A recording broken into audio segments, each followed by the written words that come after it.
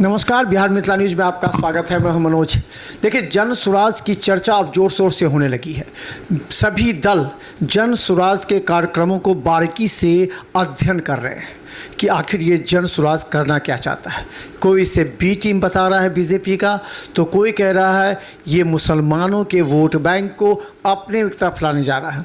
कभी महिलाओं की बैठक, बड़े आयोजन कार्यक्रम करते हैं, कभी डॉक्टर की करते हैं, कभी आम लोगों की करते हैं, कभी नेताओं की करते हैं। इससे प्रशांत किशोर की चर्चा होने लगी है। हमारे साथ शोएब अहमद हैं, जो कि जन सुराज पार्टी का पूरी तरह दरभंगा में कैसे विकसित हो गांव-गांव तक, उसके लिए कार्यक्रम करें। लगातार पटना भी कार्यक्रम में जाते रहे। कई सवाल हैं, जरा गौर से सोचिएगा और समझिएगा। ये मुस्लिमों पर नज़र आपकी भी है, राजद के भी मुस्लिमों की नज़र थी, आप लोगों की मुस्लिम, इसलिए तो बी टीम कहा जा रहा है बीजेपी का। इसमें गलत कहाँ हो रहा है? देखिए, जो लोग कह रहे हैं उन्हें सोचने की ज़रूरत है। आज आपको भी बता दूं कि इसलिए बी टीम भी कहा जा रहा है कि मुसलमान को इन लोगों ने एक दायरे में रख दिया है। बंधुआ मजदूरी का दायरा बोलिए, या कि उसी दायरे में ये मुसलमान रहे और मुसलमान आगे की ओर ना बढ़े। तो कल जो है मुसलमानों को की राजनीति में जो भागीदारी है, उस भागीदारी के लिए एक सभा बुलाई गई थी पटना बाबू सभागार में। और मैं समझता हूँ कि सीट जितना वहाँ था, 6-7 हज़ार जो भी सीट होते हैं, उससे दोगुना लोग बाहर खड़े थे, जगह नहीं मिल पाया। ये दूसरी बार है। इससे पहले भी एक बार आप लोगों ने बैठक की थी अल्पसंख्यक समुदाय की। वो एक छोटा ये था लीडर्स का। हाँ, लीडर्स के लिए थे। ये किसके लिए? ये आज भी था, लीडरशिप ही डेवलप करने के लिए। मुसलमानों के का जो था वो लीडरशिप डेवलप करने के लिए एक कॉन्फ्रेंस था। और माननीय प्रशांत किशोर जी ने बड़ी ईमानदारी से मुसलमानों के हालात पर उन्होंने नज़र एक तरीके से बहुत ही अच्छा उन्होंने अपना स्टेटमेंट दिया और बहुत अच्छी बातें कही। और अपने अंदर की जो उनके अंदर में जो ईमानदारी उनके लिए, मुसलमानों के लिए है, उनके भलाई के लिए जो चीज़ वो सोच रहे हैं, वो सारी चीज़ों को उन्होंने पेश किया वहाँ पर कि आप मुसलमान हैं और आप बदहाल क्यों हैं। इन चीज़ों पर मुसलमानों को बुला करके ये एक समझिए ना कि मशवरा उन्होंने किया था कि जब मुसलमानों की सुरक्षा की बात होती है, जब बीजेपी परेशान करती है मुसलमानों को, चाहे वक्फ बोर्ड का हो, चाहे और कई मामले हो, तो राजद खड़ी होती है। उस समय प्रशांत किशोर क्या खड़े होंगे, ये सवाल है मुस्लिम समुदाय का। जिस तरह लालू प्रसाद यादव, तेजस्वी यादव मुसलमानों की सुरक्षा हक़ की लड़ाई के लिए खड़े रहे, क्या प्रशांत किशोर खड़े रहेंगे? देखिए, प्रशांत किशोर जी ने कल साफ कहा है कि सीए और एनआरसी की जब बात हुई थी, उसमें मुसलमानों को टारगेट किया गया था, लेकिन मुसलमान ही नहीं थे, और भी जितने दलित वगैरह हैं और नीचे समाज के लोग हैं, जो कमज़ोर तबके के लोग हैं, उन सब के लिए ये सब चीज़ था।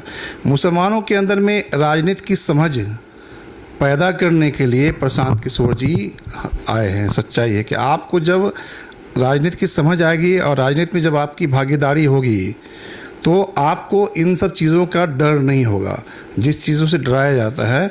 जब हमारे अंदर लीडरशिप हो जाएगा, मुसलमानों के अंदर लीडरशिप डेवलप हो जाएगा, तो मुसलमान का जो ये वक्फ बोर्ड का मामला है या और उनकी जो चीज़ें हैं, जो उनके हक़ की बातें हैं, तो वो खुद फेस कर लेंगे। तो इसलिए इन्होंने बताया कि आप सबसे पहले जब लीडरशिप डेवलप कर लेंगे तो ये सब चीज़ें आएगी नहीं। जहाँ तक आप वक्फ बोर्ड का मामला है, ये आज की नहीं है, ये हमारे पूर्वजों का दिया हुआ दी हुई चीज़ है। कोई छीनी हुई चीज़ या भीख में मांगा हुआ चीज़ नहीं है। पूर्वजों का जो चीज़ है वो कि उन चीज़ों को देख रेख करना है। और वक्फ जो है, वक्फ इसलिए बनाया गया कि ये आप देखते हैं कि वक्फ औलाद होता है कि ऐसे लोग हैं पहले ज़माने में जो 100-100, 200, 500 बीघा जो है अपने औलादों को वक्फ कर दिया कि अपनी ज़िंदगी तुम गुजार सकते हो, खाओगे, उसको बेच नहीं सकते हो। तो ये वक्फ बोर्ड के अंदर में है, उसका देख और उसका निगरानी वक्फ बोर्ड करती है। तो वक्फ बोर्ड की ज़मीनें आज इतना ही नहीं, वक्फ बोर्ड से जो इनकम आ रहा है, बता दें कि 2 लाख करोड़ रुपया राजस्व आता है हर साल। 2 लाख करोड़ रुपया। उस हिसाब से जो मुसलमानों के लिए जो फंड आता है जो हर साल, तो उस फंड में मैं समझता हूँ कि 2 लाख करोड़ तो आता भी नहीं है। जो सिर्फ मुसलमानों का है वो भी नहीं आता है और उसका खर्च भी नहीं होता है। नहीं, ये तो वक्फ बोर्ड की बात करें, क्योंकि वक्फ बोर्ड का जो कमेटी है, चेयरमैन है, वो हमसे भाग रहे हैं। हम कई दिन कहा कि आप आके बताइए दरभंगा में कितना है, क्योंकि आजकल एक सप्ताह लेते जा रहे हैं। उनको तो उनके पास डाटा होना चाहिए। कब्रिस्तान है, कब्रिस्तान के घेरने का काम कौन करेगा? सरकार अपने राशि से करेगी या वक्फ बोर्ड करेगी?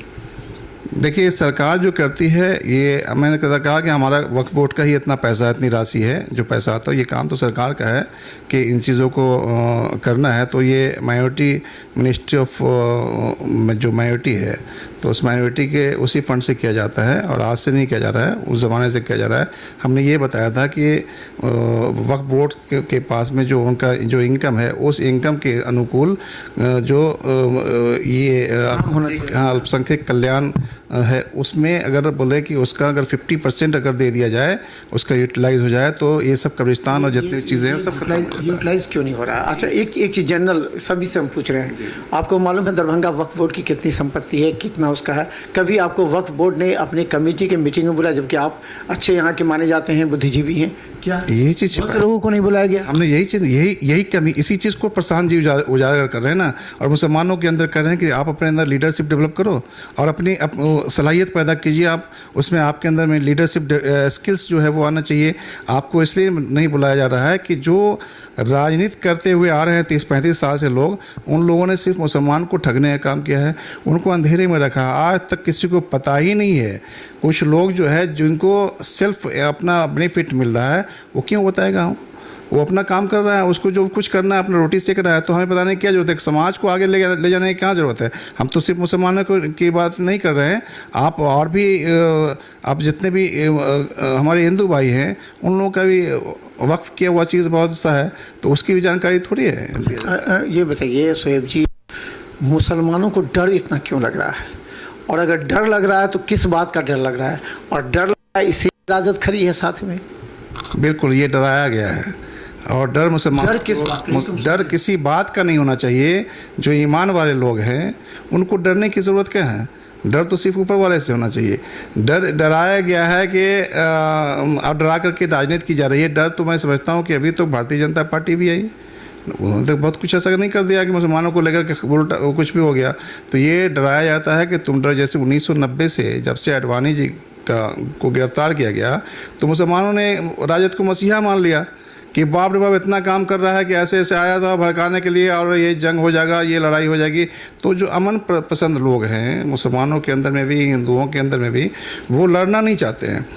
अब उनके अंदर में चूँकि होता है कि उनके अंदर में जो लोग होते हैं जानने वाले, उस समाज के अंदर में कोई ना कोई आदमी ऐसा रसूखदार होता है, तो वो उनकी बातें लोग मानते हैं। तो ऐसे ही हुआ था। और रसूखदार जो होते हैं वो नहीं चाहते हैं कि लड़ाई हो, झगड़ा हो, आपस में संबंध खराब हो। तो उन लोगों ने क्या किया कि ऐसे लोगों ने सारे समाज को एक तरह से कर दिया कि तुम अगर लालू जी की तरफ रहोगे तो तुम्हारा मामला ये हो जाएगा कि तुम सुरक्षित रहोगे। सुरक्षित तो ऐसे ही है। और आज कौन सुरक्षित है? जब एक नेता चलता है, हमारे प्रधानमंत्री चलते हैं, तो आगे पीछे एक लश्कर चलता है। वो खुद सुरक्षित अपने आप को है ही नहीं, दूसरे को सुरक्षा कहाँ दे देंगे? चाहे हमारे कोई भी मंत्री मिनिस्टर्स हैं, वो आप देखते हैं कि पूरा व्यवस्था के साथ चलते हैं आगे पीछे। तो जब एक चीफ मिनिस्टर सुरक्षित नहीं है, एक मंत्री सुरक्षित नहीं है, फील नहीं करता है अपने आप कि मैं सुरक्षित नहीं हूँ, तो आम जनता का वो तो क्या लगता है कि प्रशांत किशोर की जो कल बैठक हुई थी, उस बैठक से मुस्लिमों का डर खत्म हो जाएगा? मुस्लिम मान लेंगे कि नहीं, अब लालू जी नहीं, अब प्रशांत किशोर हमारे नेता हैं, हमको अब डर नहीं है? ऐसा हुआ? देखिए, मुसलमानों के अंदर में जिस तरह से भ्रम पैदा करवाया था इन लोगों ने, बी टीम के बारे में जो आपने सवाल किया कि बीजेपी का बी टीम है, तो बीजेपी का बी टीम क्या है ये समझ में आता है, और फलाना ये टीम है, ये टीम है। तो ये सिर्फ डराया, चूँकि इनके पास में अब कुछ रहा नहीं। मुसलमानों का जो दुर्दशा है, मुसलमानों के अंदर में जो कुछ डेवलप नहीं हुआ, मुसलमान कुछ आगे की ओर नहीं बढ़े, तो अब करना क्या है कि मुसलमान जब अपनी सोच, अपनी चिंताओं में लगा हुआ है, और हम लोग जाकर के उनको बता रहे हैं, जगाने का काम कर रहे हैं, तो जगाने का काम करते मुसलमान बहुत तेज़ी से जन स्वराज की तरफ जा रहे हैं। अब जब इन लोगों ने देखा कि बड़ी तेज़ी से भाई लोग भाग रहे हैं, इस्तीफ़ा दे रहे हैं, हर पार्टी के लोग भागे जा रहे हैं, उनको विकल्प की ज़रूरत थी। आज मुसलमानों को विकल्प मिला नहीं, तब परेशानी इनकी बढ़ गई। अब जब बढ़ गई है तो ये लोग भी अब जा रहे हैं, अभी तो उसी रास्ते पर जा रहे हैं। देवेंद्र यादव ज्वाइन किए। देवेंद्र यादव लालू यादव के करीबी रहे, बाद में नीतीश कुमार के कैरियर है। तो फिर ये एमओवाई की तरफ आप लोग नहीं जा रहे हैं जब देवेंद्र यादव को आप शामिल कर रहे हैं और मुस्लिम वोट को आप जा रहे हैं? देवेंद्र यादव एक सेकुलर समाजवादी नेता हैं और आपको बता दें कि एक रिपोर्ट आया था क्या बताते हैं, आज से 10 साल पहले की बात बताता हूँ। उसमें सबसे सेकुलर नेता में 12 लोगों का नाम था जिसमें देवेंद्र यादव भी थे। देवेंद्र यादव जो है बहुत ही सुलझे हुए आदमी हैं, बेदाग इंसान है और एक ऐसे समाजवादी इंसान है जो इनको समाज को लेकर चलने वाले देवेंद्र यादव जी हैं। ऐसे ही लोगों की का चुनाव जो है हमारे प्रशांत किशोर जी कर रहे हैं कि समाज से बेदाग लोग, बहुत ही अच्छे लोग जिनकी सोच अच्छी है, ऐसे लोग यहाँ पर आए, न कि बोलते हैं कि आपराधिक टाइप के आदमी हो, असामाजिक टाइप के लोग हों या समाज में गलत तरीके से उन्होंने व्यवस्था बना के रखा है। ऐसे लोगों की छटनी कर दी है। पार्टी के तो बहुत से लोग आना चाह रहे हैं। मैं बता दूं कि मेरे पास इतने नंबर्स, इतने कॉल्स हैं कि हम कह नहीं सकते हैं। प्रदेश के सचिव से लेकर के उपाध्यक्ष से लेकर के कोई पार्टी बचा हुआ नहीं है। ये आपको ऑन रिकॉर्ड बता रहा हूँ, मेरे पास ये सारा रिकॉर्ड है कि सब चाहते हैं कि मिलें। जब मैं प्रशांत जी के पास भेजता हूँ इन चीज़ों को, उन लोग सर्वे करा चुके हैं।